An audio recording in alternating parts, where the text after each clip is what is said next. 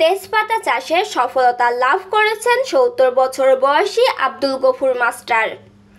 অনেকটা রাগ আর মনের ক্ষোভ নিয়ে আজ থেকে ১৫ বছর আগে নিজের ৩৭% জমিতে তেজপাতার ৮০টি চারা রোপণ করেন আব্দুল গফুর মাস্টার।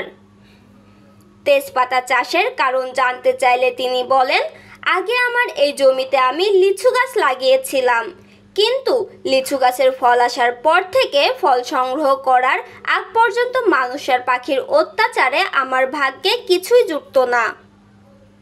পাড়ার দুষ্টু ছেলেরা থেকে শুরু করে সব বয়সী মানুষ লিচু খেয়ে সাবার করে দিত।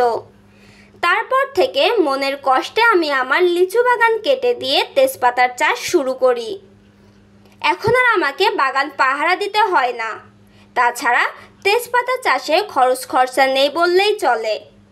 তিনি আরও বলেন, অন্যান্য চাষিরা বছরে ২ বার তেজপাতা সংগ্রহ করলেও আমি বছরে ১ বার তেজপাতা সংগ্রহ করি। এতে করে আমি তেজপাতার ফলন বেশি পাই। আব্দুল গফুর মাস্টার জানান, গাছ থেকে কামলা দিয়ে তেজপাতা সংগ্রহ করে রোদে শুকিয়ে বাজারে বিক্রি করি, কিন্তু আমরা এর কাঙ্ক্ষিত মূল্য পাই না। লিচু গাছ ছিল চোরে থই না, সেই জন্যই লিচু গাছ উঠিয়ে দিয়ে এই গাছ করেছি। এর চোর নেই। আপনার কাছে এই চাষটা লিচু চাষের থেকে ভালো? হ্যাঁ, লিচু চাষ হচ্ছে ভালো। এই জায়গায় এলো চুরি হয় না, চোর নেই। আর লিচু একটু ফল বেরোলেই চুরি, ছোটো বাচ্চাতে শুরু করে একেবারে বুড়ো আড়া মানুষ পর্যন্ত ৬০-৬৫ হাজার টাকা হয়। এটা কেজি হিসাবে না মন হিসাবে দিবেন আপনি? আমি মন হিসেবে দিয়েছি, আসি পাইকারি ৮০ টাকাও দেয়, কোনোবার ৮৫ টাকাও দেয়, কোনোবার ৭০ টাকাও দেয়। ওর কোনো ঠিক নেই। আর এগুলো ওরা পাড়িয়ে ধরে কেনে, ওরা তো ঠিক গৃহস্থ ঠিক মতন দিচ্ছে। এই পাতাগুলো বছরে কতবার সংরক্ষণ করা যায়? বছরে একবারই আমি ভাঙি, অন্য লোক ২ বার ভাঙে, আমি একবারই ভাঙি। তারই পাতাটা পুষ্ট হয় আর ওজন ভালো হয়।